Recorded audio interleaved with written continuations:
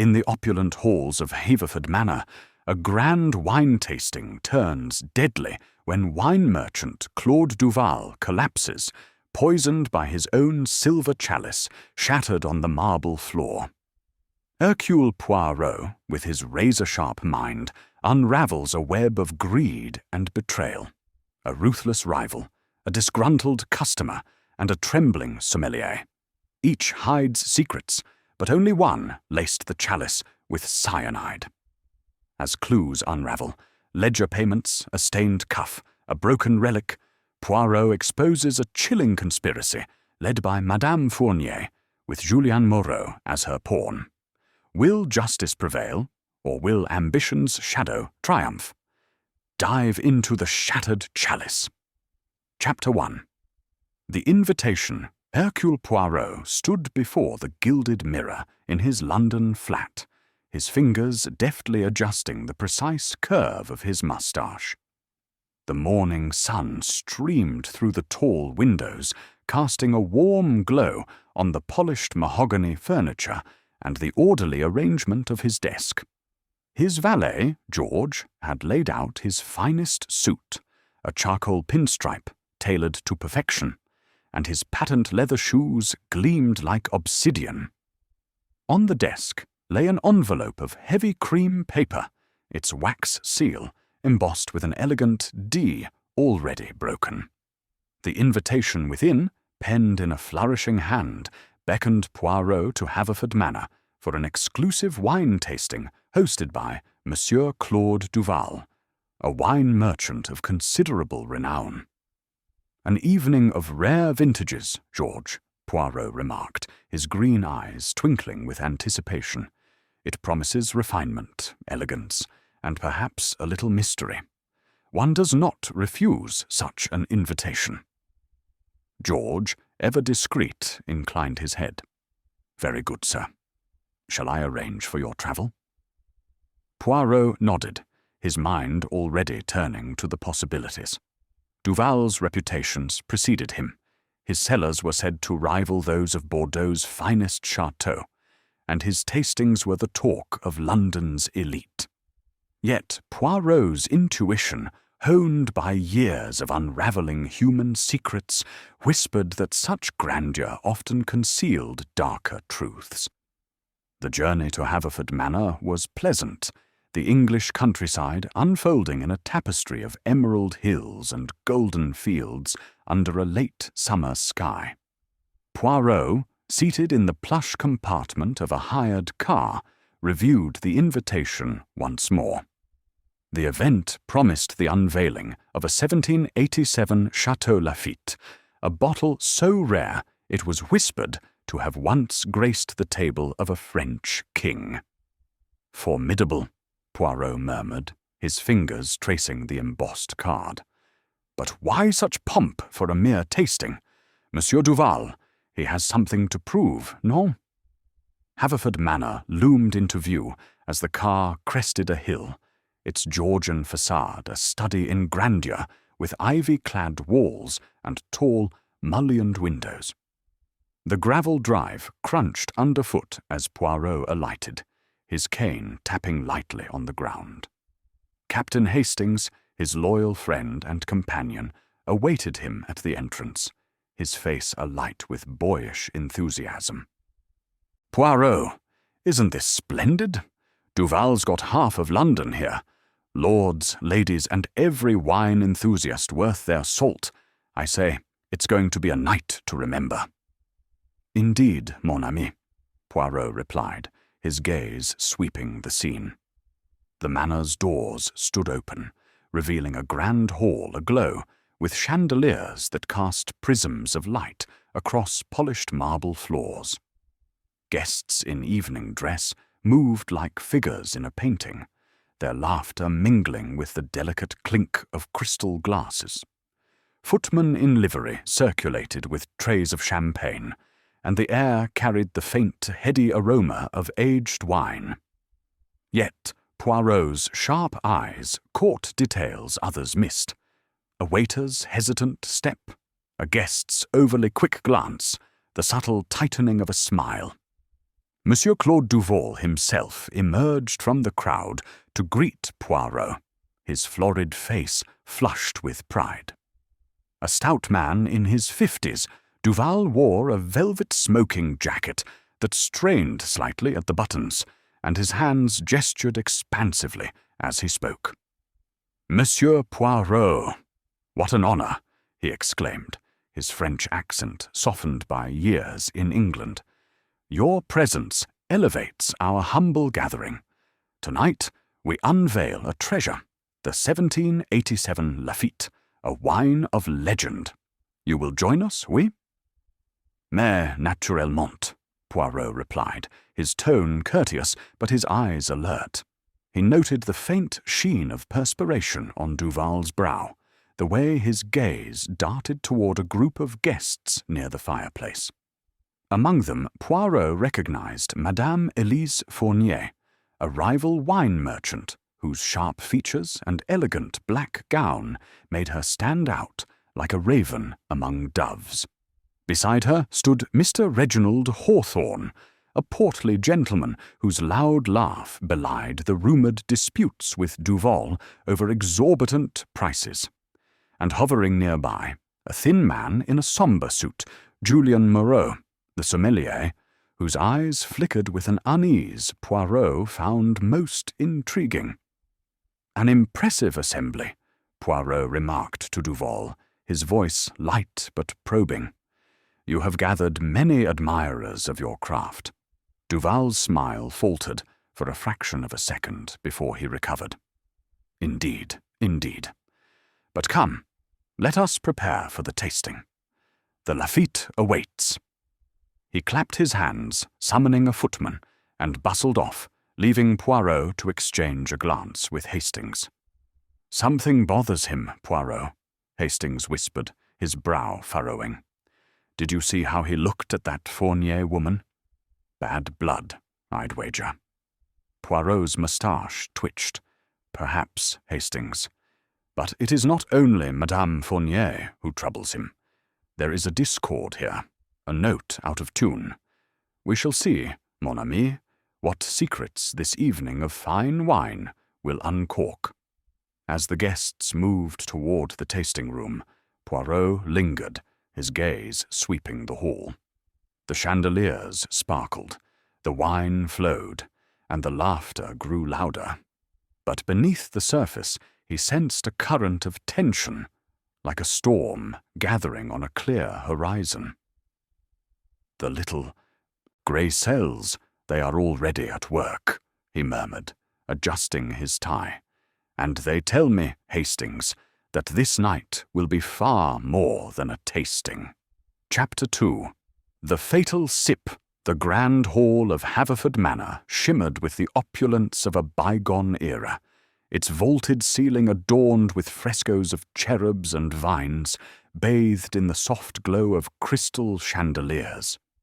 The long mahogany table, draped in pristine white linen, stood as the centerpiece of the evening's wine tasting, its surface gleaming with rows of silver chalices, each filled with a carefully curated vintage.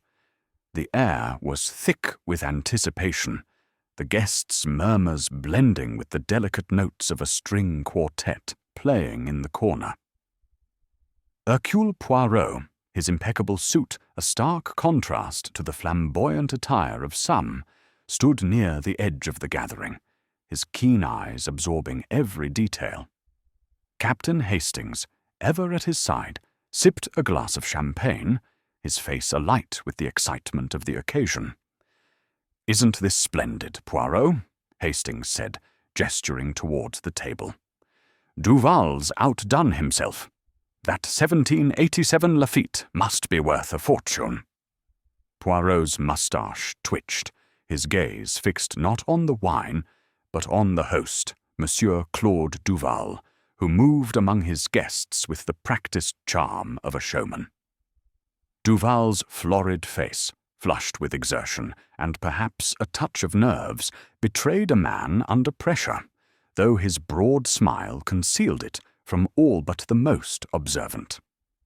"Oui, mon ami," Poirot replied, his voice low and measured. "The wine, it is magnificent, no doubt. But observe, if you please, the demeanor of our host. There is a tension, a shadow beneath his gaiety. Something, I think, is not as it seems." Hastings frowned, following Poirot's gaze, but before he could respond, Duval clapped his hands, silencing the quartet and drawing all eyes to him. "Ladies and gentlemen," Duval's voice boomed, rich with his softened French accent. "Tonight, we celebrate the art of the vine, the poetry of the grape. You stand in the presence of history, for we shall taste a wine that once graced the tables of kings, the 1787 Chateau Lafite."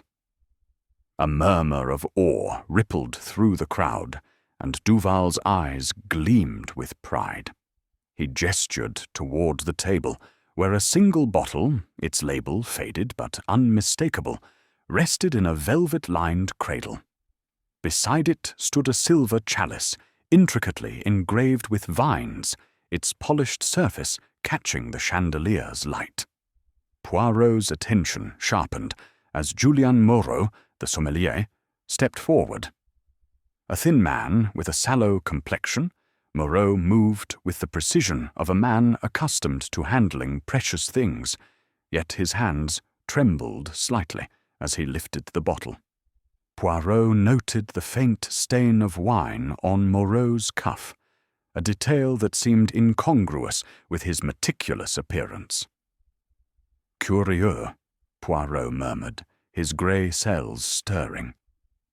Moreau poured a measure of the Lafite into the chalice, his movements deliberate, almost reverent, before presenting it to Duval.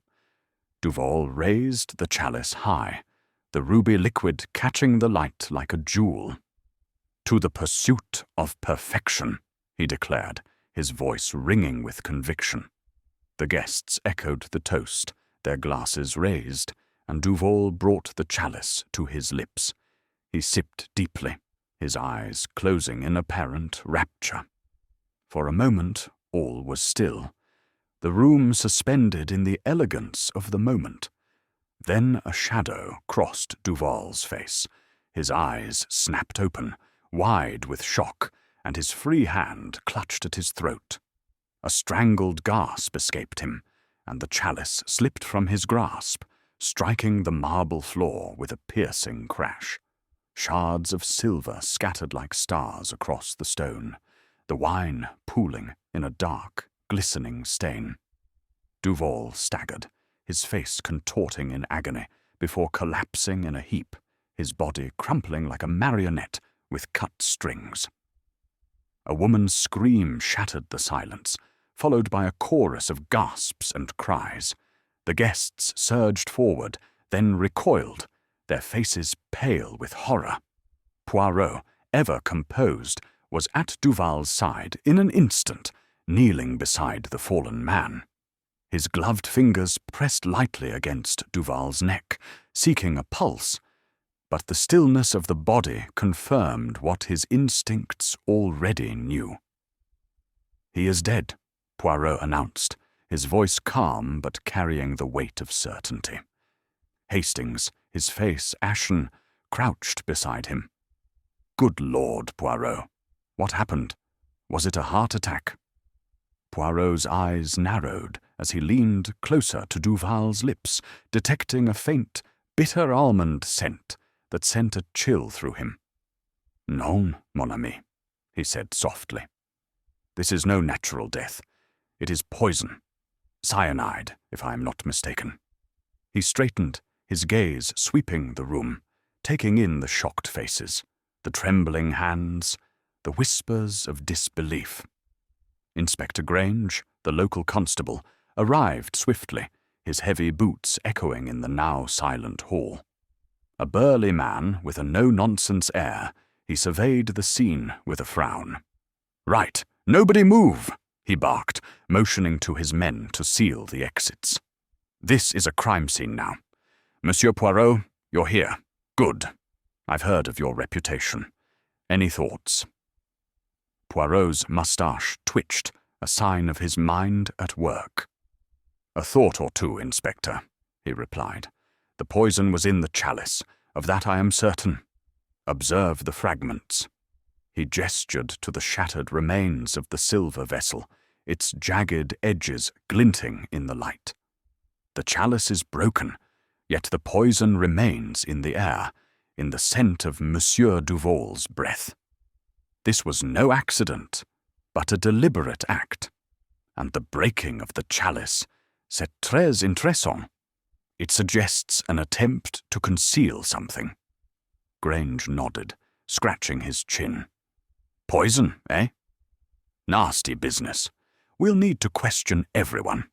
Who was near that chalice?"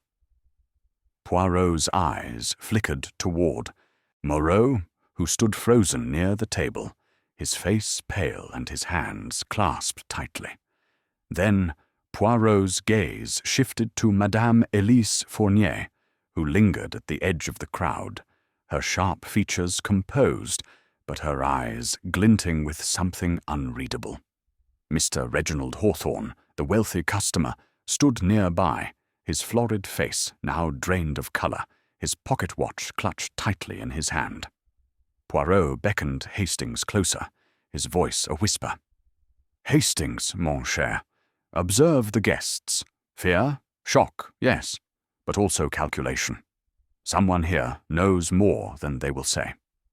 He rose, brushing a speck of dust from his sleeve, and addressed Grange. "Inspector, permit me to assist. I, Hercule Poirot, have a method, a system. The truth, it will reveal itself through order and precision." Grange grunted, clearly sceptical, but willing to defer to Poirot's reputation. "Very well, but don't interfere with my men.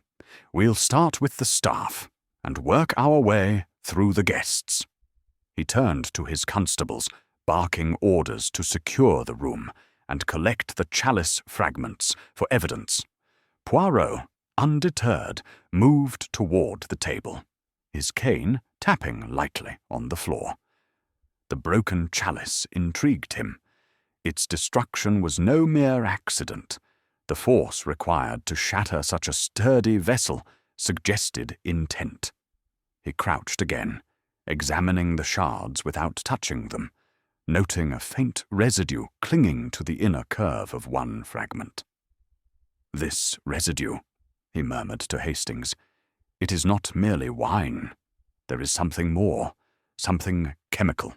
The poison, perhaps, or a trace of its delivery." Hastings frowned, his mind struggling to keep pace. "But why break the chalice, Poirot?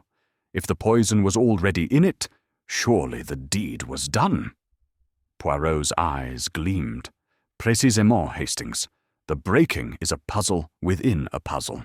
It is as if the murderer wished to draw attention to the chalice, or away from something else. We must consider the psychology of the act. To poison is precise, calculated. To break is impulsive, chaotic. Are we dealing with one mind or two?" The guests, now herded into a corner of the hall by Grange's men, whispered among themselves, their earlier elegance replaced by unease. Madame Fournier stood apart, her black gown stark against the pastel dresses of the other women. She caught Poirot's eye and inclined her head, a gesture both defiant and composed. "Monsieur Poirot," she said, her voice cool, "this is a tragedy. But surely you do not suspect foul play among such company?" Poirot smiled, a small enigmatic curve of his lips. "Madame, in the presence of death, all are suspects until the truth is known. You, I believe, knew Monsieur Duval well?" Her eyes narrowed, but she nodded. "We were competitors, nothing more. His methods were questionable, but I had no reason to wish him harm." Poirot filed her words away, noting the slight emphasis on questionable. He turned to Hawthorne, who was mopping his brow with a handkerchief. "And you, Monsieur Hawthorne? You were displeased with Monsieur Duval, were you not?" Hawthorne started, his fingers tightening on his pocket watch. Displeased? Well, yes. The man charged me a king's ransom for a case of Bordeaux. But murder? I'm a businessman, not a killer. Poirot's gaze lingered on Moreau, who had retreated to the shadows near the table, his hands still clasped tightly. And you, Monsieur Moreau, Poirot called softly. You poured the wine. You handled the chalice. What can you tell us? Moreau's eyes darted, his voice barely above a whisper. I did my duty, monsieur. I poured the Lafitte as instructed. I checked every chalice. It was perfect. Perfect, Poirot echoed, his tone gentle but piercing.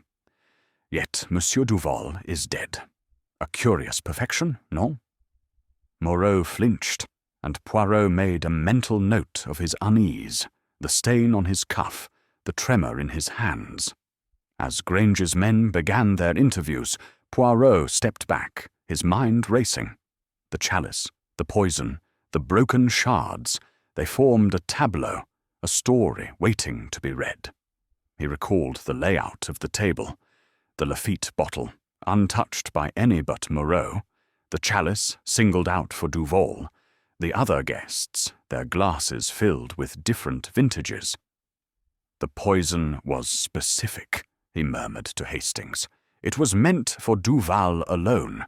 This is no random act, but a plan, meticulous in its execution. Hastings shook his head, bewildered.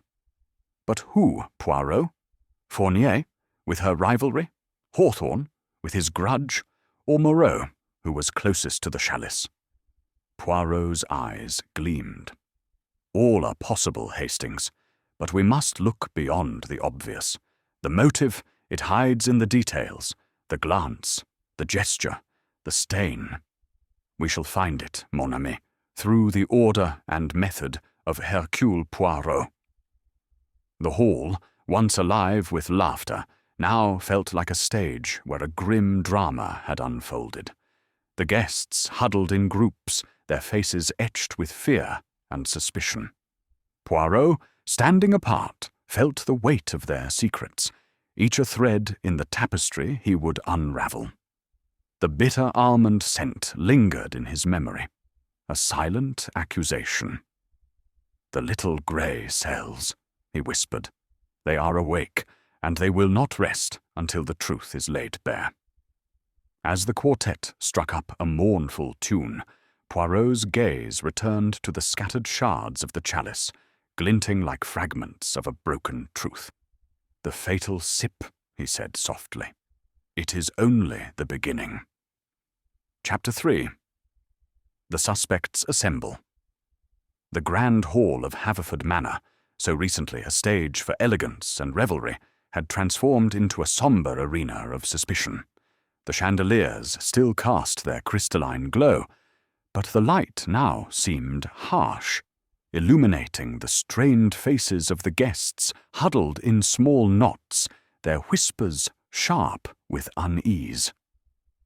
The string quartet had been dismissed, and the only sounds were the low murmurs of conversation and the heavy tread of Inspector Granger's constables as they secured the room. Hercule Poirot stood near the long mahogany table, his small, precise figure a calm centre amidst the chaos, his green eyes darting from face to face, cataloguing every gesture, every glance. Captain Hastings, at his side, fidgeted, his honest face clouded with the shock of Claude Duval's sudden death. Poirot, Hastings whispered, leaning close. This is a ghastly business.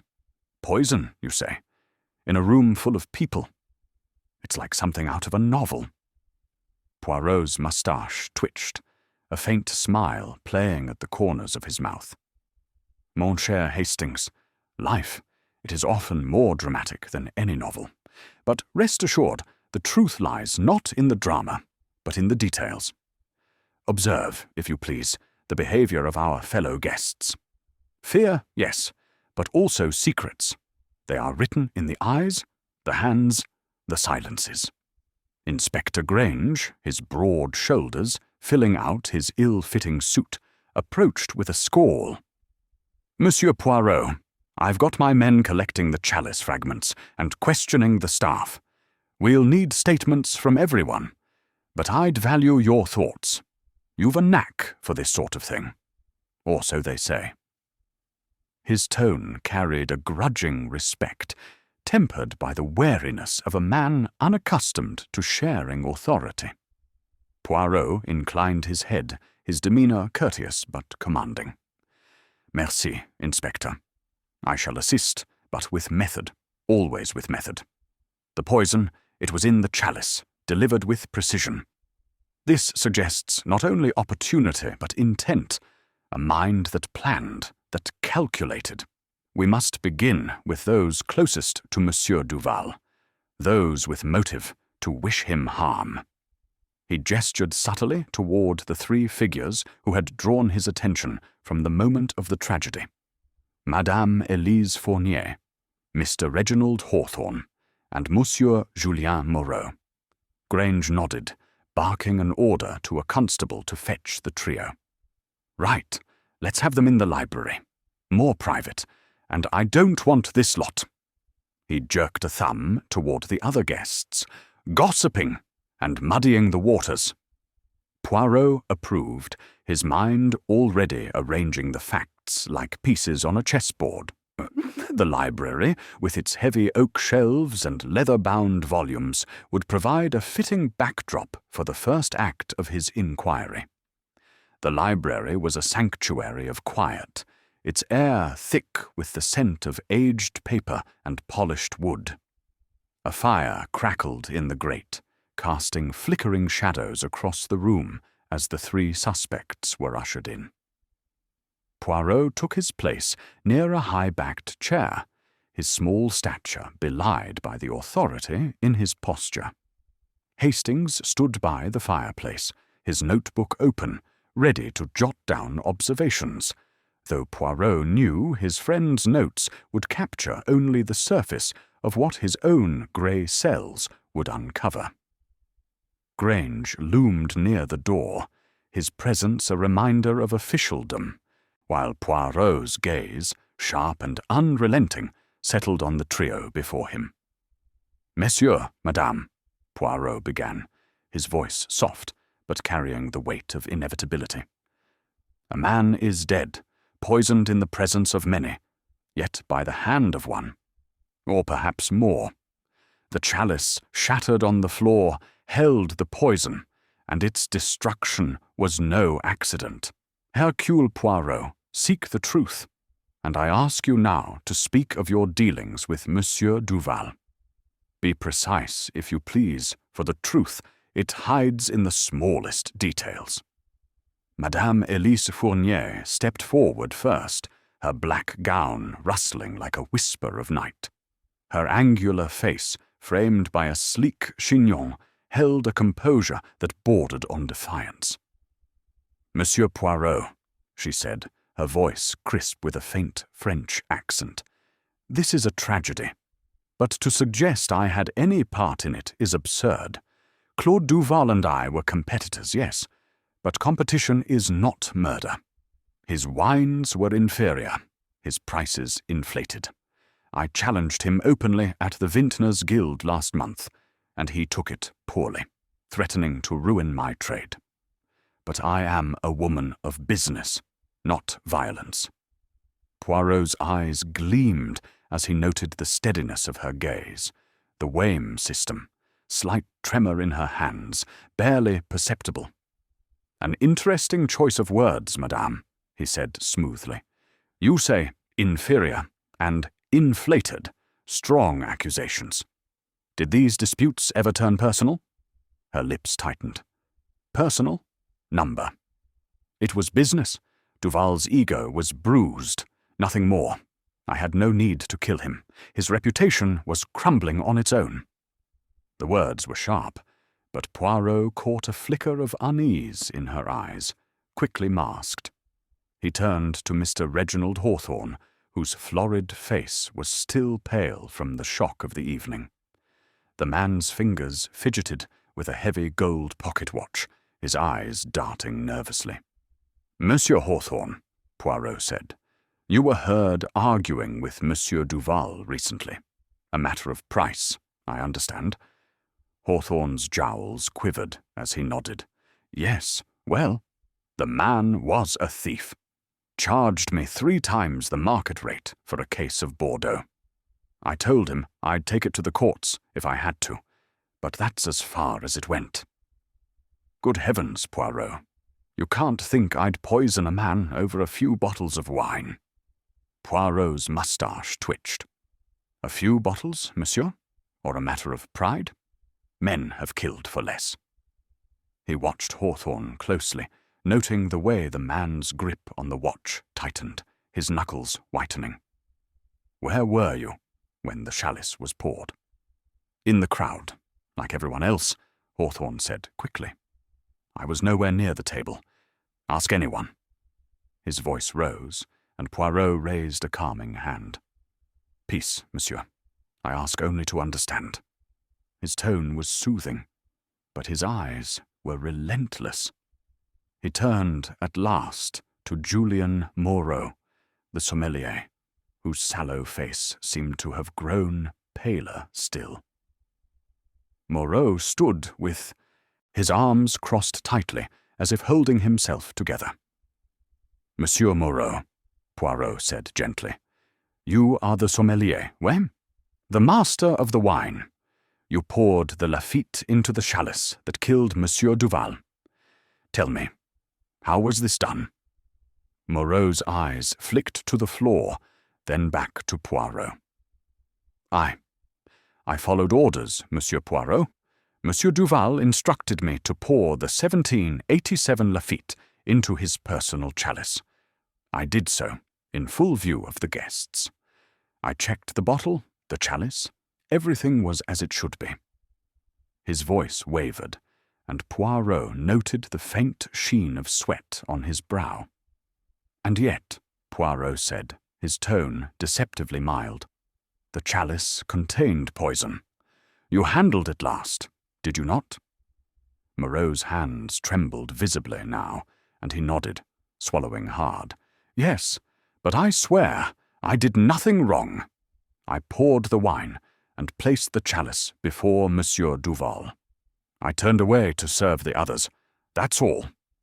His voice cracked, and Poirot's gaze lingered on the wine-stained cuff of his shirt, a detail that seemed to burn in his memory. "Merci," Poirot said, dismissing them with a wave. "You may go, for now, but remain in the manor. Inspector Grange will have more questions." As the 3 filed out, Poirot turned to Hastings, his expression thoughtful. "What do you make of them, mon ami?" Hastings closed his notebook with a snap. "Fournier's got a cold streak, hasn't she? All that talk of business, but there's bad blood there, I'd wager. Hawthorne's a blustering sort, angry but not the poisoning type, if you ask me. And Moreau, well, he's nervous as a cat. Something's eating him." Poirot nodded, his eyes distant. "Nervous, oui. But is it guilt, fear, or something else? The chalice, Hastings. It was no random choice. The poison was meant for Duval alone, which means our murderer knew his habits, his preferences. We must learn more about these 3, their connections to Duval, their secrets." Grange re-entered, his face grim. "The coroner's on his way, Poirot. Initial tests confirm cyanide in Duval's system. Fast-acting, deadly. The chalice fragments are being analyzed, but that residue you mentioned, it's likely the key." He paused, eyeing Poirot with curiosity. "You really think one of those 3 did it?" Poirot's smile was enigmatic. "I think, Inspector, that the truth is like a fine wine. It requires time to reveal its full flavor. But the bottle has been opened, and I, Hercule Poirot, shall pour it out." As they left the library, Poirot's mind churned with possibilities. The broken chalice, the cyanide, the stained cuff. Each was a piece of the puzzle, and his grey cells were already at work, arranging them with the precision of a master craftsman. The suspects had spoken, but their words were only the surface of a deeper truth, one he would uncover with method and order. Chapter 4. The Competitor's Ambition. The library of Haverford Manor, with its towering shelves and the faint crackle of the fire, seemed to close in around Hercule Poirot as he stood in contemplation, his small, neat figure dwarfed by the grandeur of the room. The air was heavy with the scent of old leather and wax, but Poirot's mind was elsewhere, turning over the words and gestures of the three suspects he had just questioned. Captain Hastings, ever eager to assist, hovered nearby, his notebook clutched tightly, though his scribbled observations were, as Poirot privately noted, more enthusiastic than illuminating. "Poirot," Hastings ventured, breaking the silence. "That Madame Fournier. She's a cool customer, isn't she? All that talk of business and competition. But there's a fire in her eyes. I'd wager she's not one to forgive a slight from Duval." He paused, glancing at Poirot. "Do you think she could have done it?" Poirot's moustache twitched, a sign of his mind at work. "Madame Fournier, mon ami, is a woman of ambition, and ambition is a powerful motive. But murder, it requires more than motive. It requires opportunity, precision, and a certain audacity. Let us consider her more closely." He gestured toward the door, where the guests were now being shepherded back into Hawkins by Inspector Grange's men. "Come, Hastings, we shall visit Madame Fournier in the drawing-room. There is much to learn from her." The drawing-room was a vision of elegance, its walls adorned with gilt-framed portraits, and its windows draped in heavy velvet curtains. Madame Elise Fournier stood near a marble fireplace, her black gown a stark contrast to the room's warm tones. She was a tall woman, her angular features sharpened by the flickering firelight, her posture erect and unyielding. Poirot noted the way she held herself, confident, almost regal, yet with a subtle tension in her shoulders, as if she were braced for a challenge. The other guests milled about, their earlier gaiety replaced by hushed speculation, but Madame Fournier stood apart, her piercing eyes meeting familial relations, such as those between siblings or cousins, were not uncommon in Agatha Christie's works, often adding a layer of personal drama to the mystery. In this case, Madame Fournier's professional rivalry with Claude Duval could be seen as a modern equivalent of such a connection, with the added twist of a business betrayal. The broken chalice, a recurring motif in Christie's stories, serves as both a literal and symbolic clue, its destruction suggesting a deliberate attempt to obscure the truth, much like the red herrings Christie often employed to mislead her readers. Poirot approached her with his characteristic courtesy, his cane tapping lightly on the polished floor. "Madame Fournier," he began, his voice smooth and precise, "you have told us of your disputes with Monsieur Duval. I would like, if you please, to understand the nature of these disputes more fully. You spoke of his questionable methods. What précisément did you mean?" Madame Fournier's lips tightened, her gaze steady but guarded. "Monsieur Poirot," she said, her voice crisp and controlled, "Claude Duval was a man who built his empire on deception. His so-called rare vente guerrière system. Ages were often diluted with lesser wines, sold at exorbitant prices. I discovered this last year when a client of mine, a collector, brought a bottle to my attention. It was a Chateau Margaux, supposedly from 1862, but the taste was off. thinned, as if mixed with a cheaper vintage. I confronted Duval at the Vintners' Guild Assembly in London, accusing him of fraud. He was furious, threatened to blacklist me among the trade. It was a public spectacle, and he lost several clients to me afterward. Her tone was sharp, but Poirot noted the faintest quiver in her gloved hands, betraying a nervousness she sought to conceal. "Your accusation, it was serious," Poirot said, his eyes narrowing slightly. "To dilute such a wine is not merely unethical, it is a betrayal of trust. Did you have proof?" "I had the bottle analyzed," she replied, her chin lifting defiantly. "The results confirmed my suspicions. I kept the report, though I did not make it public. I wanted Duval to withdraw his threats first, to come to an agreement. He refused, and I was preparing to take the matter to the authorities."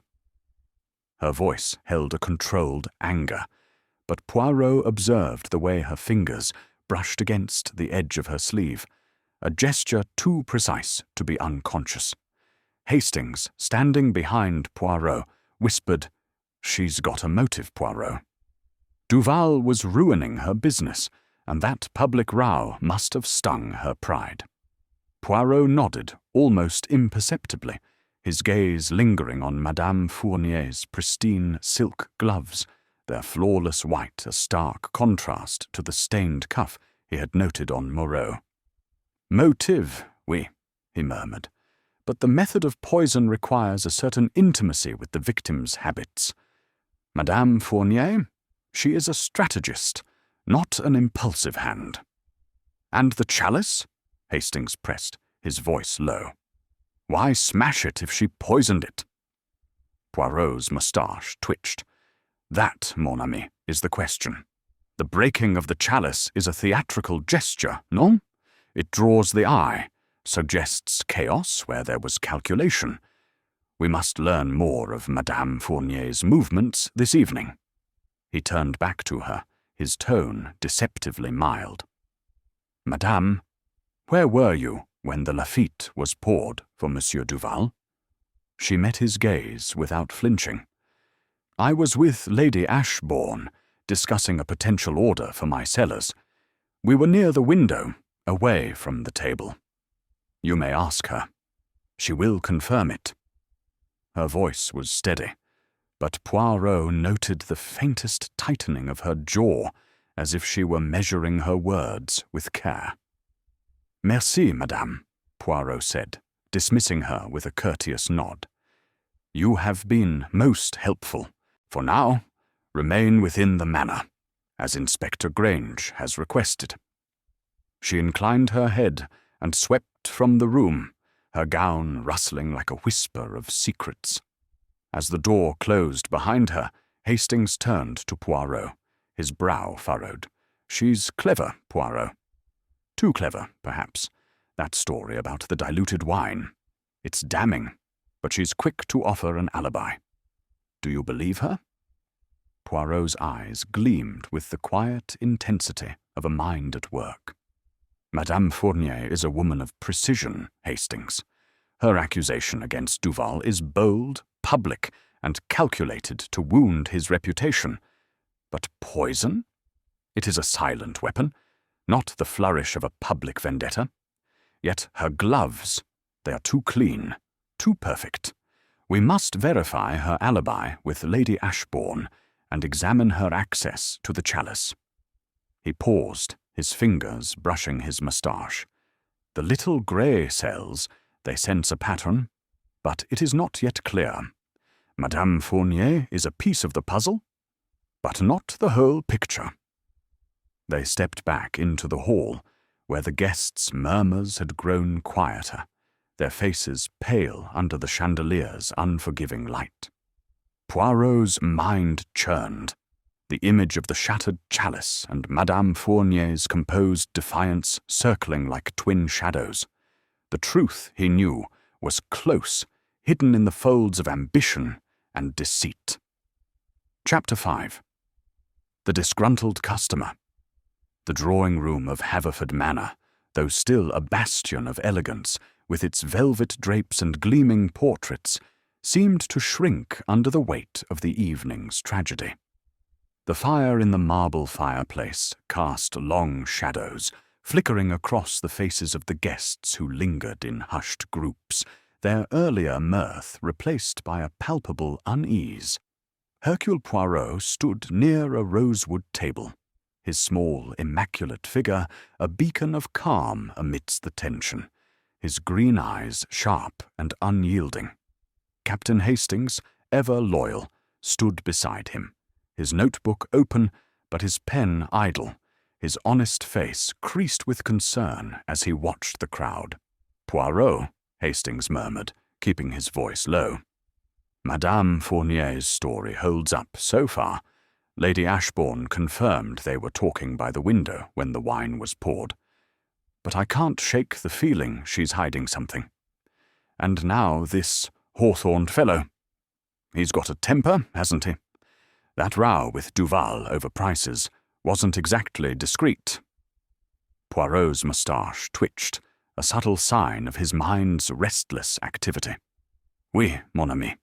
Monsieur Hawthorne is a man of passion, and passion can be a dangerous spark. But we must not leap to conclusions.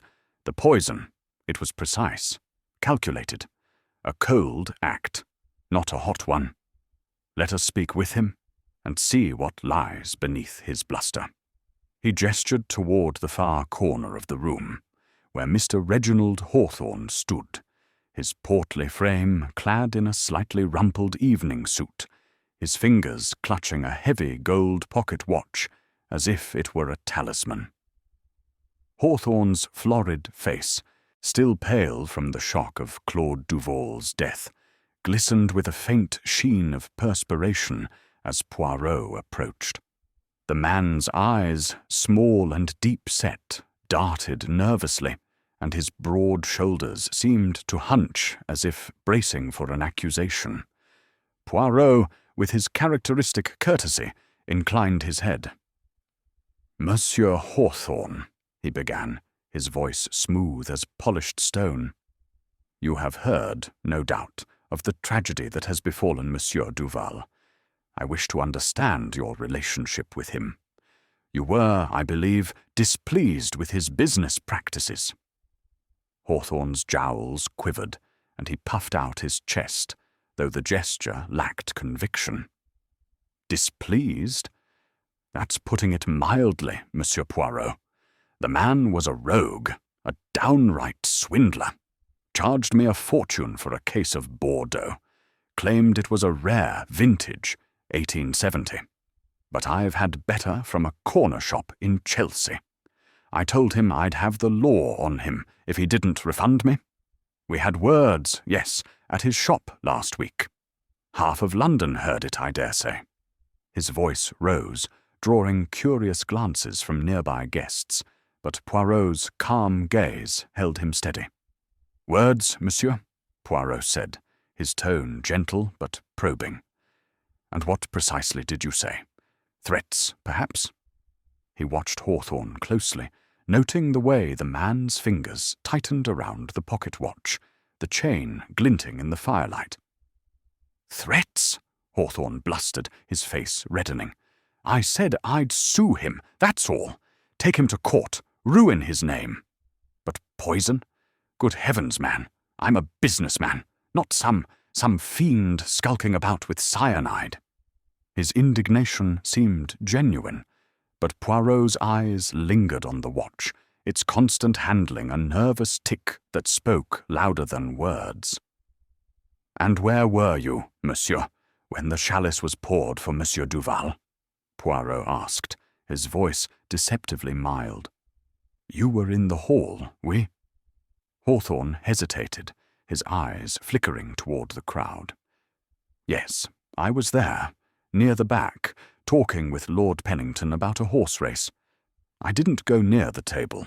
Had no reason to. I was waiting for the tasting, like everyone else."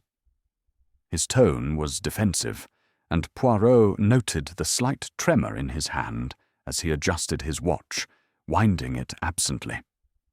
Curieux, Poirot murmured, almost to himself. You are a man of detail, Monsieur Hawthorne. Yet you seem distracted. This watch, it is important to you, no? He gestured toward the gold timepiece, and Hawthorne started, his fingers pausing mid-motion. It's a family heirloom, he said quickly. My father's. I always carry it. Habit, you know. But his eyes darted away, and Poirot's grey cells stirred, sensing a thread of unease beneath the man's bluster. Hastings leaned close, whispering, He's rattled, Poirot. That watch business seems odd, doesn't it? And he's got motive, with that row over the Bordeaux. Could he have slipped something into the chalice? Poirot's lips curved in a faint smile. Motive, oui, but opportunity. Monsieur Hawthorne is loud, clumsy in his anger. The poisoner, I think, is more subtle, more precise. Yet his nervousness, it is revealing. We must verify his alibi with Lord Pennington, and we must learn more of this dispute with Duval. Was it only about money, or something deeper? They moved away from Hawthorne, who mopped his brow with a handkerchief, his eyes following them warily. Poirot's mind was a whirl of details. The shattered chalice, the bitter almond scent of cyanide, the wine-stained cuff of the sommelier, and now Hawthorne's anxious tick with his watch. Each was a piece of the puzzle, but the picture remained elusive. As they rejoined Inspector Grange near the hall's entrance, Poirot's gaze swept the room, taking in the guests' strained faces. "Inspector," he said, his voice low, "Monsieur Hawthorne speaks of a public dispute, but I suspect there is more to his anger. A man does not clutch a watch so tightly unless it anchors him to something. Guilt, fear, or memory. We must dig deeper." Grange nodded, his expression grim. "We're checking alibis now, Poirot. Pennington's with my men. Says he was with Hawthorne during the toast. But I'll press him. The chalice fragments are with the lab boys. That residue you spotted might tell us something." He paused, eyeing Poirot with a mix of skepticism and respect. "You're sure this wasn't a random act?" Poirot's eyes gleamed. "Random? No, Inspector. The chalice was chosen, the poison placed with care. This was a murder of intent, and Monsieur Hawthorne, though he protests, is not free of suspicion. His anger, it is real. But is it the whole story? The truth, it lies in the shadows of such men." As the guests were ushered to their rooms under Granger's watchful eye, Poirot felt the weight of the mystery pressing upon him. The disgruntled customer, with his loud complaints and nervous hands, was a figure of interest, but the chalice's destruction whispered of a more cunning mind. The grey cells, ever restless, urged him forward, toward the next thread in the intricate tapestry of deceit. Chapter 6. The Sommelier's Secret. The air in Haverford Manor had grown thick with suspicion, the once vibrant atmosphere now muted, as if the very walls absorbed the weight of Claude Duval's death. The grand hall, where the fatal toast had taken place, was cordoned off by Inspector Grange's men, its marble floor still stained with the dark pool of spilled wine and the glinting shards of the shattered chalice. Hercule Poirot stood just outside the library, his small, precise figure a study in calm amidst the restless murmurs of the guests. Captain Hastings, ever at his side, clutched his notebook, his brow furrowed with the effort to keep pace with Poirot's relentless observations. "Poirot," Hastings whispered, his voice low to avoid the ears of a passing constable. "Hawthorne's a blustering sort, and Madame Fournier's sharp as a tack. But that sommelier, Moreau, he's the one who poured the wine. He was closest to the chalice. Surely he's our man. Poirot's moustache twitched, his green eyes gleaming with the quiet intensity of a mind at work. Monsieur Moreau, mon ami, is indeed a figure of interest. His hands, they tremble, his eyes, they dart. But is it guilt, or is it fear? The sommelier, he is the guardian of the wine, the one who touches the chalice before all others. We must learn what secrets he hides. He gestured toward the corridor leading to the servants' quarters, where Moreau had been seen retreating after the library interrogation. Come, Hastings, let us seek him out. The truth, it often hides in the shadows of those who serve. They found Julian Moreau in a small, dimly lit anteroom off the kitchen, a space cluttered with polished silver trays and stacks of linen napkins. The sommelier sat on a wooden chair, his thin frame hunched, his hands clasped tightly in his lap. The faint stain of wine on his cuff, which Poirot had noted earlier, seemed more pronounced in the stark light of a single lamp, a silent accusation against his otherwise meticulous appearance. His sallow face was pale, his dark eyes flickering with unease as Poirot and Hastings entered. Monsieur Moreau, Poirot began, his voice soft, but carrying the weight of authority. You are, I believe, the key to this puzzle. The chalice that killed Monsieur Duval was in your hands, filled with the 1787 Lafite you poured. I ask you now to tell me, with precision, every detail of that moment. Leave nothing out, for the little grey cells, they are listening. Moreau's hands twitched, and he swallowed hard, his Adam's apple bobbing. Monsieur Poirot, he said, his voice barely above a whisper. I swear, I did only what I was told. Monsieur Duval was particular. He always used his silver chalice for special tastings. I poured the Lafite from the bottle, checked it for sediment as I always do, and placed the chalice before him. I touched nothing else, I swear it. His words tumbled out, edged with desperation, and Poirot noted the way his eyes avoided contact, darting to the floor. Curieux, Poirot murmured, stepping closer, his cane tapping lightly on the stone floor. You say you checked the bottle, yet the chalice contained cyanide. How, monsieur, does such a thing happen under the watchful eye of a sommelier? You are trained to notice every detail, the bouquet, the clarity, the taste. Did you notice nothing unusual? Moreau's fingers tightened, his knuckles whitening. The bottle was sealed, monsieur. I opened it myself, in the cellar, before the tasting. I poured a small amount to test it. Standard practice. It was perfect, exquisite. I would have known if something was wrong.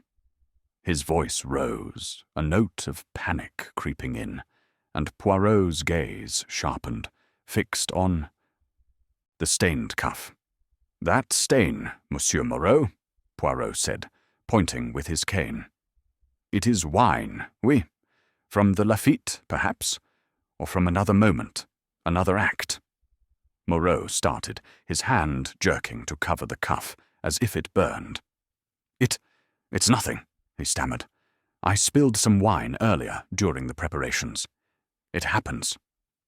But his eyes betrayed him, wide and flickering, and Poirot's grey cells hummed with suspicion.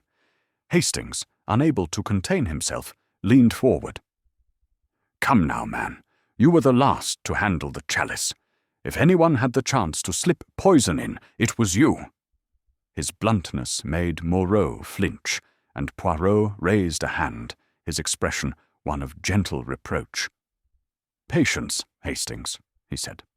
Monsieur Moreau is nervous, oui, but let us consider why. Tell me, monsieur, he continued, turning back to the sommelier. Did you know Monsieur Duval well?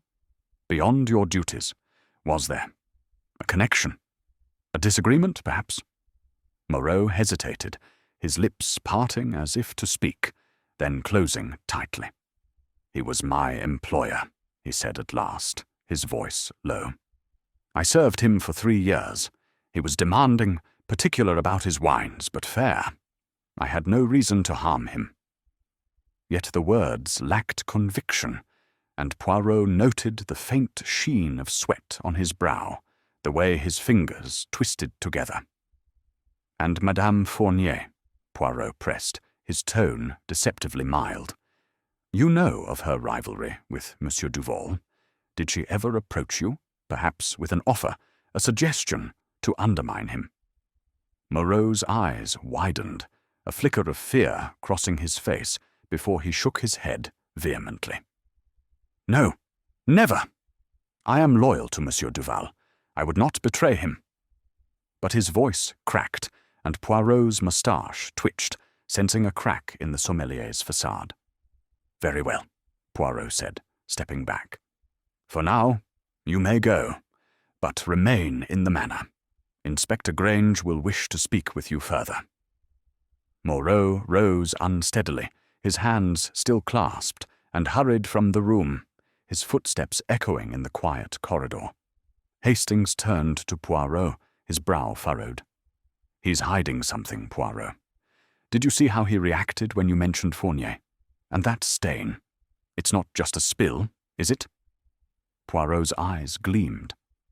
"The stain, Hastings, is a clue, but not the whole story. It is wine, perhaps, but its presence on his cuff, when he claims such care, is suspicious. Monsieur Moreau is a man of precision, yet he is careless in this one detail. Why? And his fear, it is not only of discovery, but of something else, something deeper. We must learn more of his relationship with Duval and with Madame Fournier." As they returned to the hall, where Grange's men were cataloguing statements from the guests, Poirot's mind churned. The sommelier's secret, whatever it was, lay at the heart of the mystery. The chalice, the poison, the stain.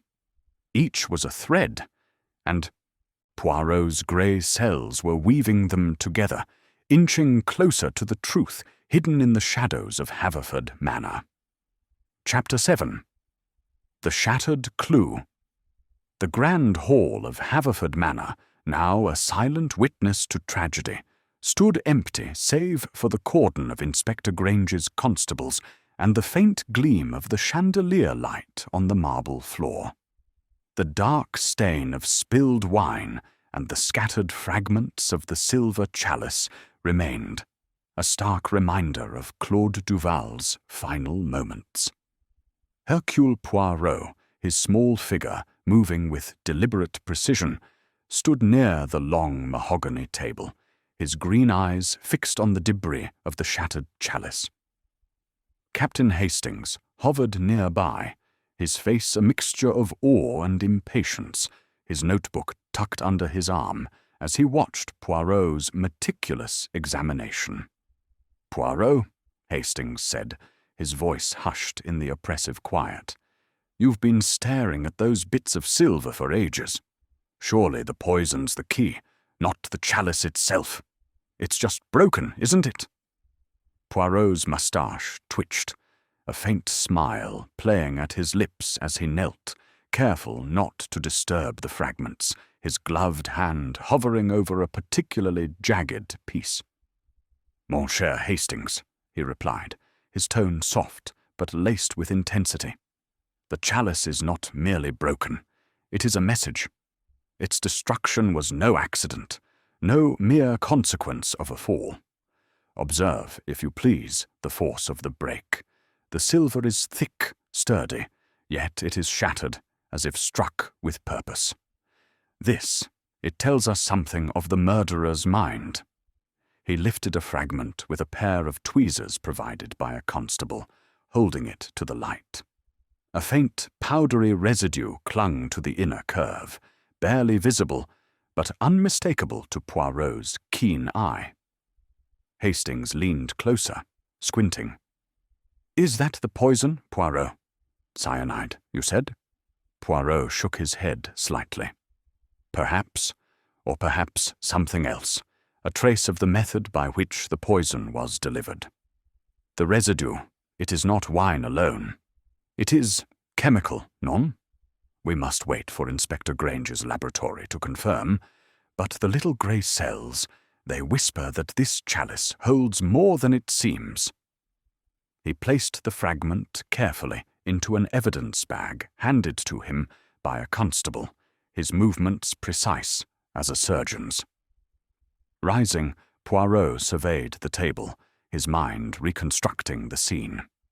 The 1787 Lafite bottle, now sealed in evidence, had been untouched except by Julien Moreau. The other chalices, filled with different vintages for the guests, stood undisturbed, their contents free of the bitter almond scent that had marked Duval's death. The poison was specific, Poirot murmured, almost to himself. It was meant for Duval alone, placed in his chalice, his personal vessel. This suggests intimacy with his habits, a knowledge of his rituals. Hastings frowned, his mind struggling to follow. But why break it, Poirot? If the poison did its work, why draw attention by smashing the chalice? It's almost reckless. Poirot's eyes gleamed. Précisément, Hastings. The breaking is a paradox. To poison is to act in secret, with care. To break is to shout, to distract. It is as if the murderer wished to obscure one truth by creating another. Was the chalice broken to destroy evidence, or to mislead us? Or perhaps both? He turned, his gaze sweeping the hall, now cleared of guests, but heavy with their unseen presence. We must speak to the staff, those who saw the moments before the toast. With Granger's permission, Poirot and Hastings moved to the servants' quarters, where a young maid, Ellen, was found polishing silver in a small pantry. Her hands trembled slightly as she set down a tray, her round face pale under a starched cap. Poirot approached her with his usual courtesy, his voice gentle, to put her at ease. "Mademoiselle Ellen," he said, "you were in the hall during the tasting, eh? Tell me, what did you see of Monsieur Moreau and the chalice before Monsieur Duval raised it?" Ellen's eyes widened, her fingers twisting in her apron. I was serving canapés, sir, near the table. I saw Monsieur Moreau pour the wine from the Lafite bottle. He was careful, like always, checking the bottle first. But then... She hesitated, glancing nervously at Hastings, who gave her an encouraging nod. "Go on, mademoiselle," Poirot urged, his tone soothing but insistent. "Every detail, it matters." She swallowed, her voice dropping to a whisper. He lingered, sir. After pouring, he adjusted the chalice, turned it a bit, like he was making sure it was just right. He seemed nervous, not his usual self. His hands were shaking, and he kept looking around, like he was afraid someone was watching. Poirot's moustache twitched, his grey cells seizing on the detail. "Nervous, you say? And this adjustment of the chalice, how long did it take?" "Not long, sir, a moment or two. But it was odd, because Monsieur Duval was already coming to the table, and Monsieur Moreau hurried away right after." Her words were hesitant, as if she feared implicating the sommelier, but Poirot's encouraging smile drew them out. "Merci, mademoiselle," he said, dismissing her gently. "You have been most helpful." As Ellen scurried off, Poirot turned to Hastings, his expression thoughtful. "The sommelier. He lingers, he adjusts. Why? To place the poison, perhaps, or to ensure it was in place. The stain on his cuff, the trembling hands, the nervous glance. These are not the actions of a man at ease." Hastings nodded, his eyes bright with realization. He's our man, Poirot. He had the chance, the access. But why break the chalice? To make it look like an accident? Poirot's gaze returned to the hall, where the fragments still lay under the watchful eye of a constable. Perhaps, Hastings, but the breaking is too deliberate. It is a gesture, a distraction. If Monsieur Moreau is guilty, he is not alone in his knowledge. Someone else, I think, holds the strings. He paused, his mind racing. We must examine the chalice further, and we must learn of any connection between Moreau and the others. Madame Fournier, Monsieur Hawthorne, the motive. It lies in their secrets. As they returned to the hall, Inspector Grange approached, his face grim but eager. Poirot, the lab's preliminary report is in. The residue on the chalice. It's cyanide, mixed with a trace of sugar syrup. Likely to mask the taste.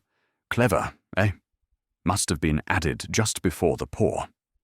He scratched his chin, eyeing Poirot. Your thoughts? Poirot's eyes gleamed. Clever, indeed, Inspector. The sugar syrup. It suggests a mind that anticipates, that plans for the victim's palate. This is no impulsive act. The chalice, its destruction. It is a clue, not merely a consequence. We are close, Inspector, to the heart of this puzzle. The hall seemed to pulse with the weight of the shattered clue, its fragments a silent challenge to Poirot's relentless pursuit of truth. The grey cells, ever vigilant, were weaving the threads.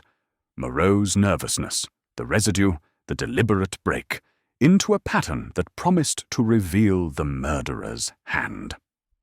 Chapter 8.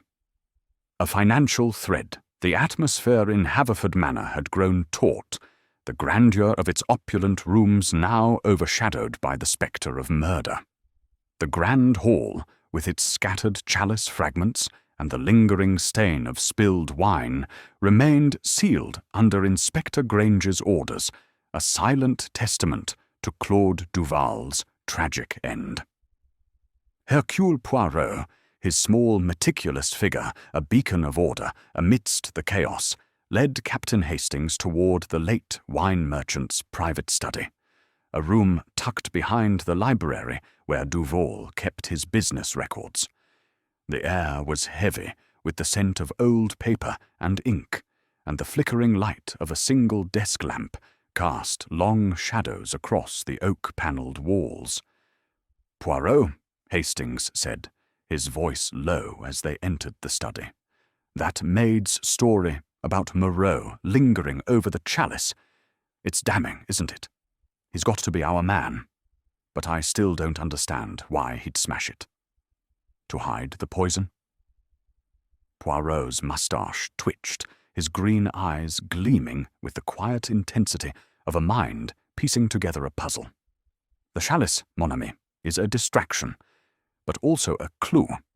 Its destruction was deliberate, meant to obscure or reveal, perhaps both. But we must look beyond the act to the motive.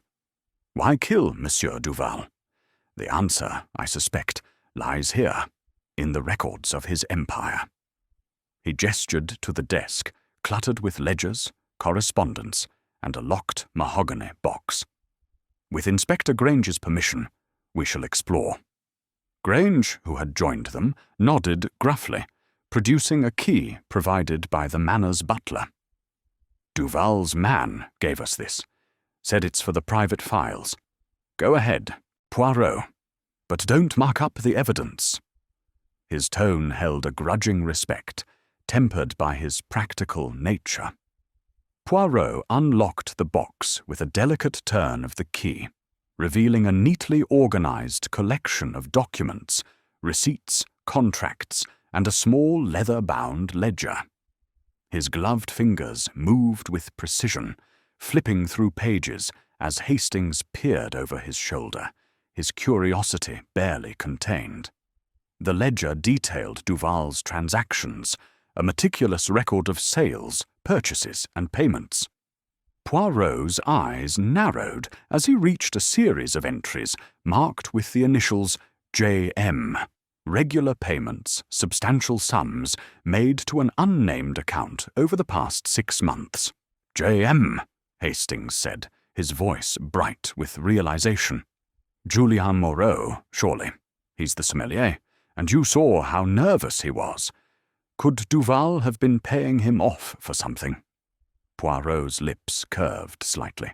Perhaps, Hastings, but we must not assume. The initials, they are suggestive, but we must confirm. These payments, they are too large for mere wages, too regular for a debt. They suggest a secret, a transaction beyond the ordinary. He set the ledger aside and turned to a stack of letters, his fingers pausing on one sealed with a crimson wax stamp bearing the crest of Madame Elise Fournier's winery. Breaking the seal with care, Poirot unfolded the letter, his eyes scanning the sharp, elegant handwriting. "Listen, Hastings," he said, reading aloud. "Monsieur Duval, your continued interference in my trade will not be tolerated. Cease undercutting my prices, or I shall be forced to take legal action, exposing your questionable practices to the Vintners' Guild and beyond. You have been warned. E. Fournier." The words were cold, precise, and laced with threat. Hastings whistled softly. "That's a motive, Poirot. She threatened him, just as she admitted. If Duval was ruining her business, maybe she decided to take matters into her own hands." Poirot nodded, his expression thoughtful. "The letter. It is bold, like Madame Fournier herself. But observe, Hastings, there is no record of payments to her in the ledger, no financial link. If she bribed anyone, it was not through Duval's accounts. Yet the initials J.M., they point to another thread, one we must follow." He closed the letter, placing it carefully in the box. "We must also consider Monsieur Hawthorne. His dispute with Duval was public, but was there more? A financial grudge, perhaps, hidden in these pages?" They continued their search, Poirot's meticulous eye catching a receipt for a case of Bordeaux sold to Hawthorne at a price far above market value. "C'est intéressant," Poirot murmured. "Monsieur Hawthorne's anger, it was not without cause. This price, it is exorbitant, even for a rare vintage. Duval, he provoked many enemies, it seems." Grange, who had been listening silently, interjected. "The labs got more on the Chalice, Poirot. The cyanide was mixed with a sugar syrup, as you thought, but there's something else. A trace of a sedative, enough to slow Duval's reaction, make him less likely to notice the taste. Whoever did this knew their chemistry." Poirot's eyes gleamed. "A sedative, you say? This is no amateur's work, Inspector. The murderer, they planned with care, knowing Duval's palate, his habits. The sugar syrup, it masks the cyanide. The sedative, it ensures compliance. We are dealing with a mind both cunning and precise." He paused, his gaze returning to the ledger. "These payments to J.M., they may hold the key. If they are to Moreau, what was he paid for? Loyalty, silence, or something more sinister?" Hastings, his impatience rising, said, "Why not confront Moreau now, Poirot? Those initials are too close to be coincidence." He poured the wine. He lingered over the chalice. "Everything points to him." Poirot raised a hand, his expression calm but firm. "Patience, mon ami. To confront without proof is to scatter the pieces of our puzzle. We must verify the account, trace the payments, and we must learn if Madame Fournier or Monsieur Hawthorne had knowledge of these transactions. The financial thread, it binds them all, but it is not yet taut." As they left the study, The manor's silence seemed to deepen, the weight of secrets pressing against the walls. Poirot's mind churned, the ledger's entries and the letter's threat weaving into the tapestry of clues, the shattered chalice, the stained cuff, the nervous glances. The truth, he knew, was close, but it required one more turn of the key to unlock. Chapter 9. The Confrontation. The great hall of Haverford Manor, now a shadowed mausoleum of its former grandeur, stood silent under the watchful eyes of Inspector Grange's constables. The chandeliers cast a cold light over the cordoned-off area where Claude Duval had fallen, the scattered shards of the silver chalice glinting like fragments of a broken truth. Hercule Poirot, his small figure radiating quiet authority, had requested that the three principal suspects, Madame Elise Fournier, Mr. Reginald Hawthorne, and Monsieur Julien Moreau, be summoned back to the hall for a final confrontation. Captain Hastings, ever loyal, stood at his side, his face a mixture of anticipation and unease as the guests filtered back into the room, their whispers hushed under the weight of the impending revelation. "Poirot," Hastings murmured, his voice low. "You're certain about this? Confronting them all together. It's a bold move. What if they clam up or turn on each other?" His notebook, now filled with hurried scrawls, lay tucked under his arm, a testament to his efforts to keep pace with Poirot's relentless logic. Poirot's moustache twitched, his green eyes gleaming with the certainty of a man who had unravelled the threads of a complex tapestry. "Mon ami, the confrontation. It is not merely bold. It is necessary. The murderer, they hide behind a mask of innocence. But the truth, it cannot withstand the light of scrutiny. By bringing them together, we shall see the cracks in their facades, the glances, the hesitations, the little grey cells they have spoken. And now, Hercule Poirot will speak for them."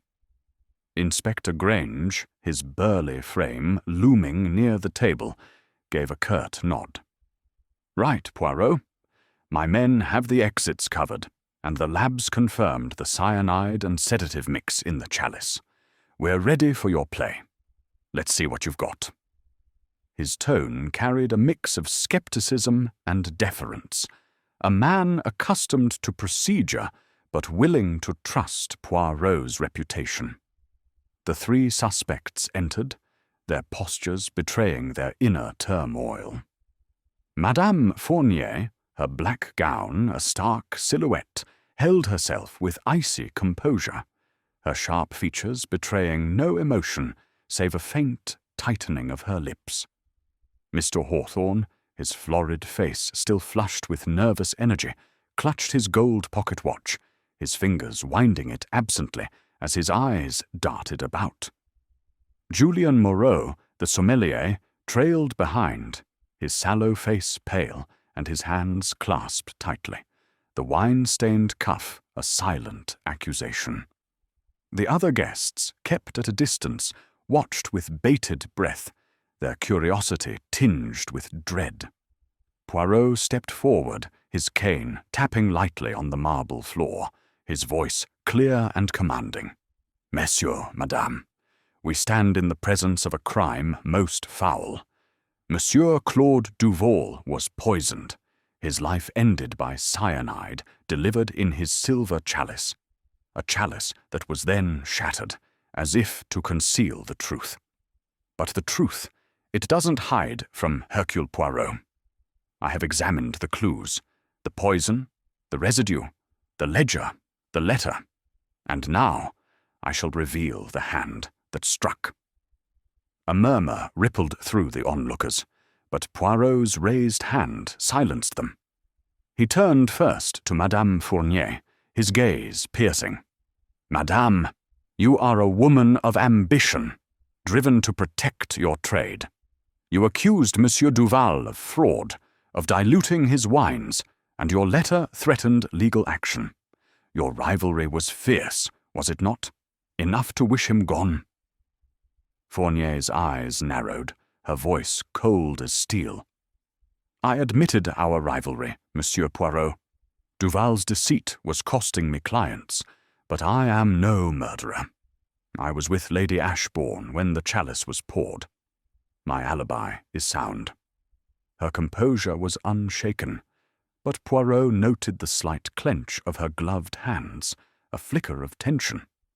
He turned to Hawthorne, whose jowls quivered as he spoke. "Monsieur Hawthorne, your anger with Duval was public. Your dispute over his price is a matter of pride as much as money.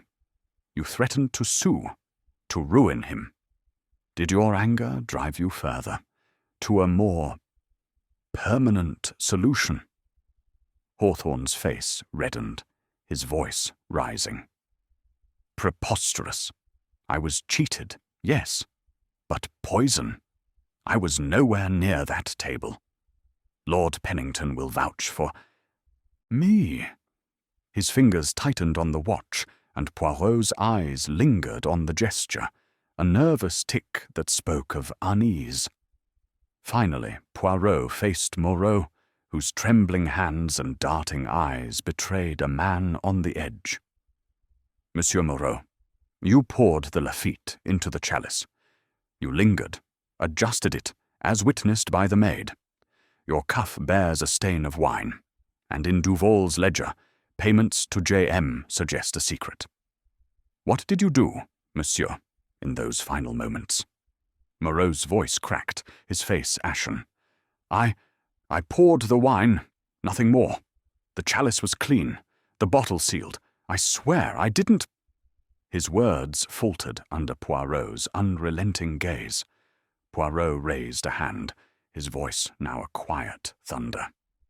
"The chalice was poisoned with cyanide, mixed with a sedative and sugar syrup to mask its taste.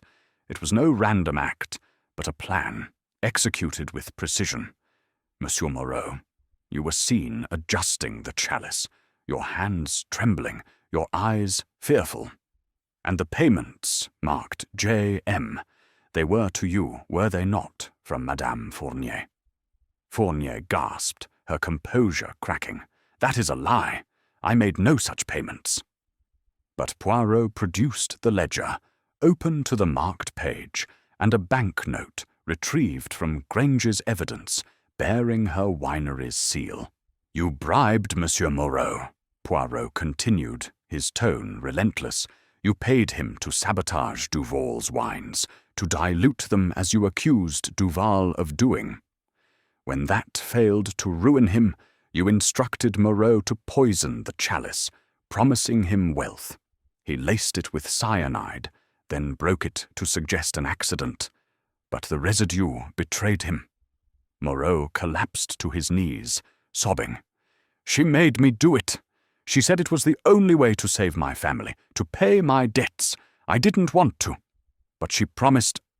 His confession hung in the air, a damning truth. Fournier's face twisted, her voice a hiss. You fool! You dare accuse me? But Poirot's calm certainty silenced her, the weight of the evidence undeniable. The truth, it is clear, Poirot said, turning to Grange. Madame Fournier and Monsieur Moreau, they conspired. The ledger, the banknote, the residue, they tell the story of greed and betrayal. Grange stepped forward, his face grim.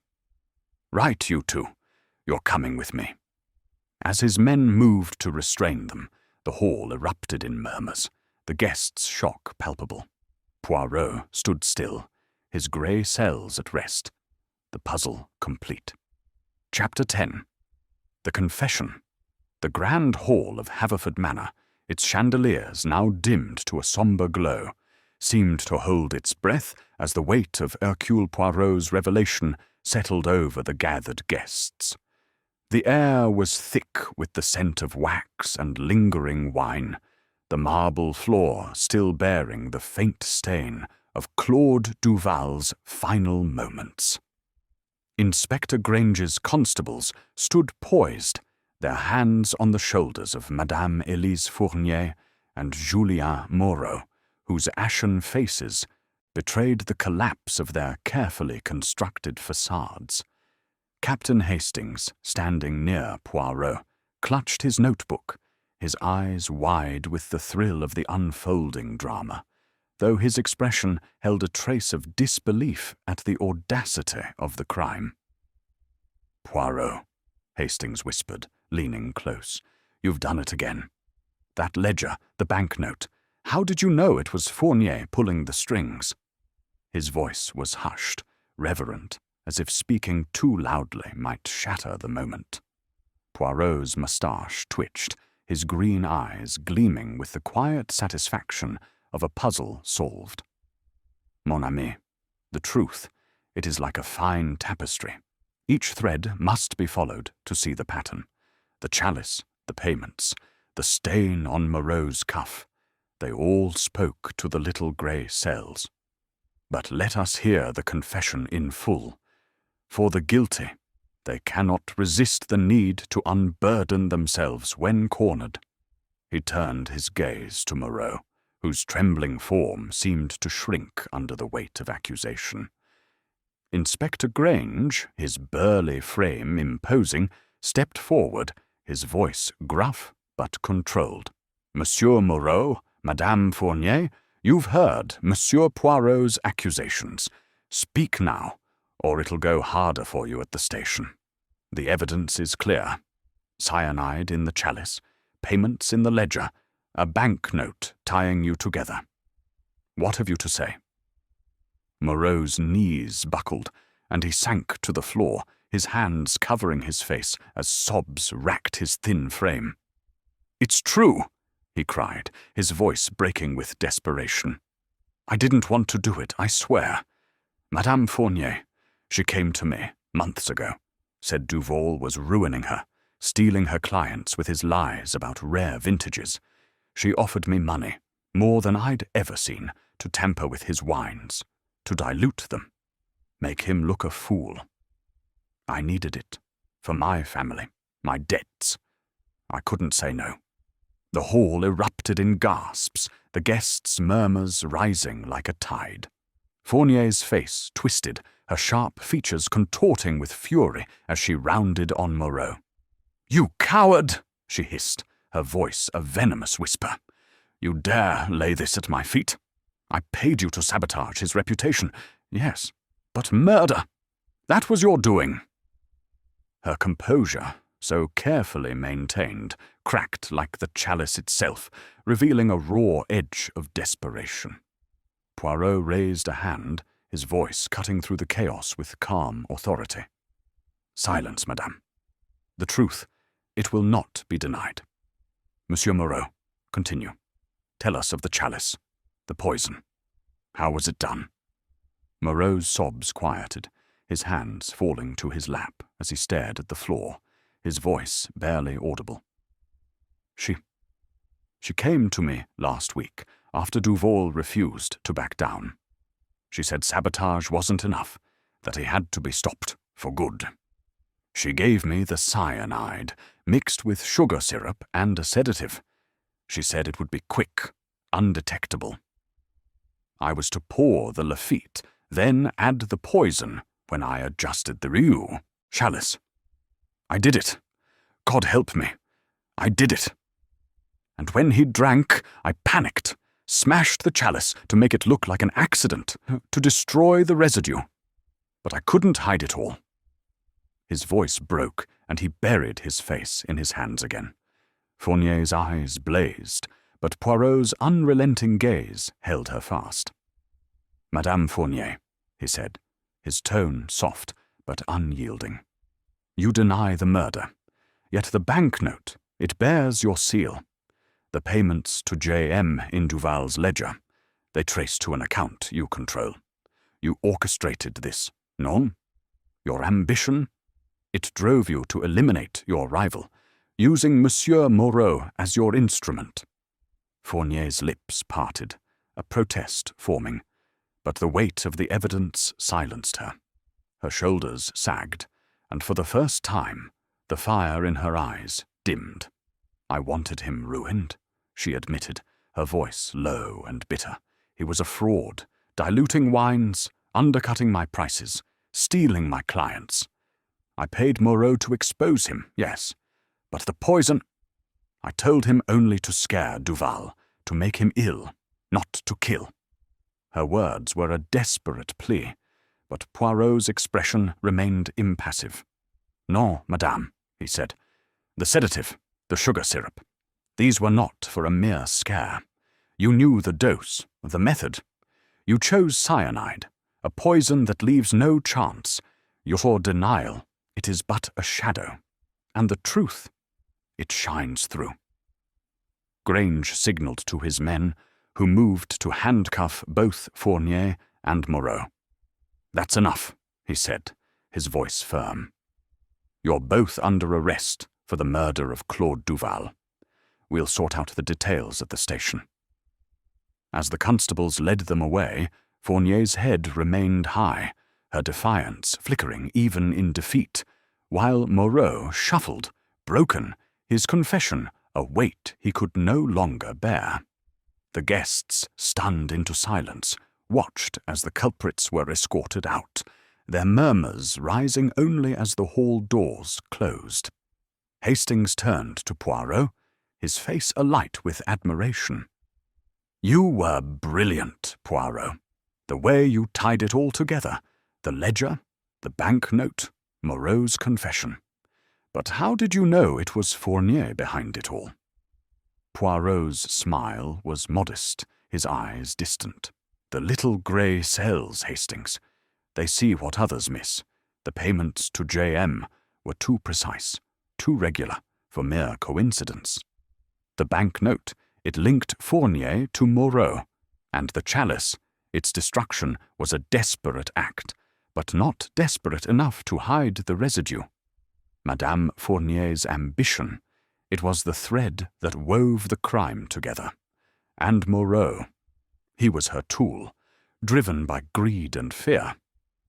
As the hall began to empty, the guests dispersing under Granger's orders, Poirot stood alone for a moment, his gaze lingering on the spot where the chalice had shattered. The confession had been secured, the truth laid bare. But the weight of the crime lingered, a reminder of the darkness ambition could unleash. Chapter 11. The Resolution. The grand hall of Haverford Manor, once a stage for Claude Duval's triumphant wine-tasting, now stood as a sombre monument to his demise. The chandeliers, their light dimmed to a mournful glow, cast long shadows across the marble floor, where the faint stain of spilled wine and the memory of the shattered chalice lingered like ghosts. Hercule Poirot, his small, meticulous figure, a beacon of order in the aftermath of chaos, stood near the cordoned-off table, his green eyes reflective as he surveyed the now empty space. Captain Hastings, ever at his side, closed his notebook with a quiet snap, his face a mixture of awe and relief as the weight of the case began to lift. "Poirot," Hastings said, his voice low but filled with admiration, "you've done it again. The way you pinned it on Fournier and Moreau, it was like watching a maestro conduct an orchestra. But how did you piece it all together so quickly? The ledger, the banknote, that residue on the chalice. It's all so intricate." Poirot's moustache twitched, a faint smile playing at his lips as he adjusted his impeccable tie. "Mon cher Hastings, the little grey cells, they work with method, with order. The crime, it was a tapestry of greed and betrayal, woven with threads of ambition. Madame Fournier, she was the weaver, and Monsieur Moreau, her reluctant needle. But let us retrace the steps, for clarity is the reward of truth." They moved to the library, where Inspector Grange was overseeing the final collection of evidence, his burly frame bent over a stack of papers as his men catalogued the last of Duval's records.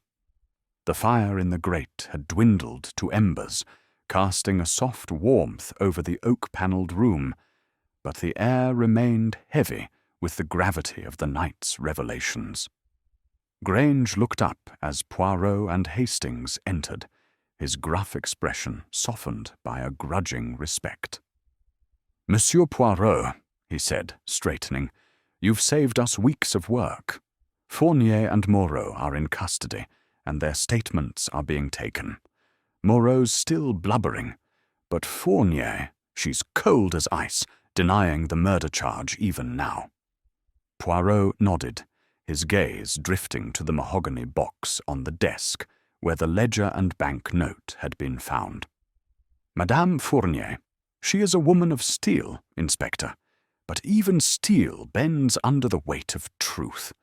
The ledger, it revealed the payments to J.M., Julian Moreau, her instrument. The banknote with her winery's seal, it tied her to the crime. And the chalice, shattered with such force, it was meant to mislead, to suggest an accident. But the residue of cyanide and sedative, it betrayed them both." Hastings, unable to contain his curiosity, leaned forward. "But Poirot, why the sedative? And the sugar syrup? It's so elaborate.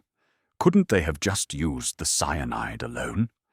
Poirot's eyes gleamed, his voice taking on the cadence of a teacher guiding a student. "The sedative, Hastings, it ensured that Monsieur Duval would not notice the poison's bitterness until it was too late. The sugar syrup, it masked the taste, blending with the Lafitte's sweetness. This was a murder planned with care by a mind that knew Duval's palate, his habits.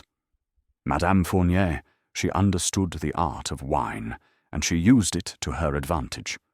Moreau, he was her tool, driven by debts and promises of wealth, but his panic, the break-in of the chalice, it was his undoing." Grange scratched his chin, his brow furrowed. "The lab confirmed the mix. Cyanide, sedative, sugar syrup, just as you said. Clever, but not clever enough to fool you, eh? What tipped you off about Moreau's role?" Poirot's smile was modest, his hands clasped behind his back. "The stain on his cuff, Inspector. A sommelier, he is trained to be impeccable, yet there it was, a mark of carelessness, or perhaps guilt. The maid's testimony, that he lingered over the chalice, adjusting it, it confirmed his opportunity. And the payments in the ledger, they were the thread that tied him to Madame Fournier. Her ambition, her rivalry with Duval, it was the motive that drove the crime. She sought to destroy him, first through sabotage, then through murder." Hastings shook his head, marveling. "And to think it all started with a wine tasting. Poor Duval. Thought he was hosting a triumph, not his own funeral." Poirot's expression softened, a rare flicker of sympathy crossing his features. "Oui, mon ami. Monsieur Duval, he pursued perfection in his wines, but he underestimated the greed of those around him. His death, it is a tragedy. But the truth, it restores order." Grange gathered his papers, preparing to depart. "We'll need you at the inquest, Poirot, but you've done the heavy lifting. Fournier and Moreau will face justice, thanks to you." He paused, a wry smile breaking through his stern demeanor. "You're a queer sort, but I'll be damned if you're not the sharpest mind I've met." Poirot inclined his head, accepting the compliment with grace. "Merci, Inspector. The little grey cells, they serve the cause of justice, always." As Grange and his men left the library, Poirot turned to Hastings, his gaze distant. "The case, it is closed, but the heart, it feels the weight of such betrayal. Come, Hastings, let us prepare to leave this place of shadows." The manor, as they stepped into the hall, seemed to sigh with relief, its grandeur restored by the resolution of the crime. The guests, released from their confinement, were gathering their coats, their faces etched with a mix of shock and gratitude. Poirot, his cane tapping lightly, felt the satisfaction of a puzzle solved, but also the quiet melancholy of a life lost to ambition's cruel hand. Chapter 12. The Final Toast. The dawn light filtered through the tall windows of Haverford Manor, casting a pale glow over the grand hall, now stripped of its earlier splendour. The cordons had been removed, the chalice fragments collected as evidence, and the stain of spilled wine scrubbed from the marble floor. Yet an air of melancholy lingered, as if the manor itself mourned Claude Duval's untimely end. Hercule Poirot, his impeccable suit as pristine as ever, stood near the entrance, his cane resting lightly in his hand, his green eyes reflective as he surveyed the scene one final time. Captain Hastings, at his side, adjusted his hat, his face a mixture of relief and sombre reflection, as they prepared to depart.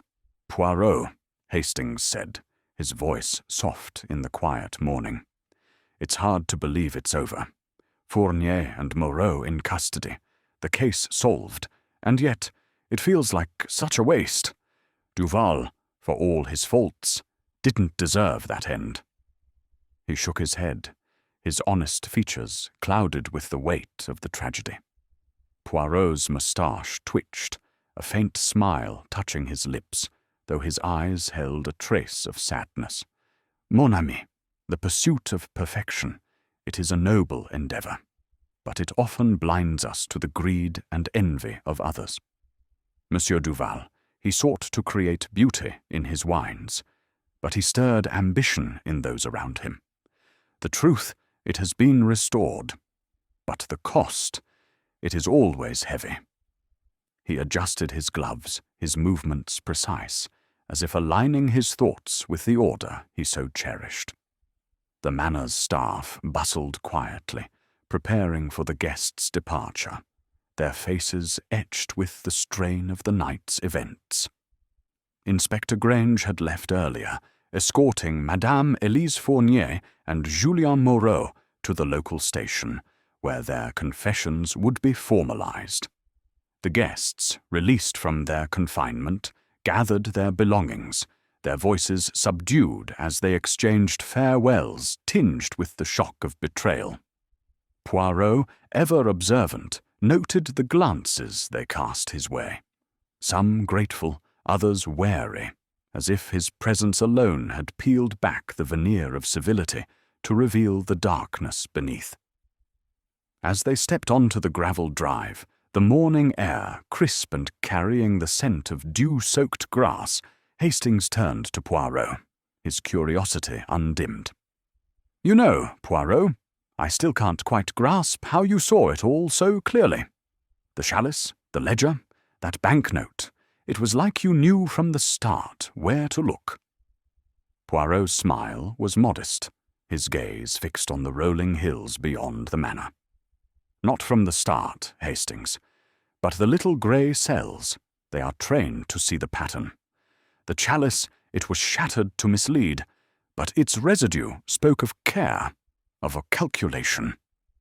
The ledger, with its payments to J.M., it pointed to a secret, and the banknote, with Madame Fournier's seal, it tied the threads together. Moreau's fear, his stained cuff, his hesitation. They were the signs of a man caught in a web not entirely of his own making.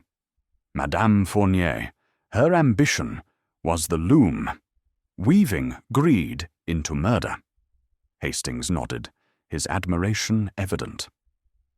"And the key sedative, the sugar syrup, that was devilishly clever. To think they planned it so Duval wouldn't even taste the cyanide. It's chilling." "Oui," Poirot agreed, his voice soft. "The mind of the murderer. It is both precise and cruel. Madame Fournier, she knew Duval's palate, his pride in his chalice. She used Moreau's desperation, his debts to execute her plan. But the truth, it cannot be hidden from Hercule Poirot. Their car awaited, its engine humming softly as the driver opened the door. Before stepping in, Poirot paused, his gaze returning to the manor. In his hand he held a small glass of untouched wine from the tasting, one of the few remaining from the table, spared from the chaos of the night. He raised it, the amber liquid catching the dawn's light. "To Monsieur Duval," he said quietly, his voice carrying a note of respect. "May his pursuit of perfection rest in peace." He sipped, the wine's richness a fleeting echo of the man who had celebrated it. Then, with a small nod, he added, "And to the little grey cells, which never fail." Hastings smiled, climbing into the car beside him. "You're one of a kind, Poirot. I don't know how you do it, but I'm glad you're on the side of justice." As the car rolled down the drive, Haverford Manor receding into the mist, Poirot leaned back, his eyes half closed, his mind at rest.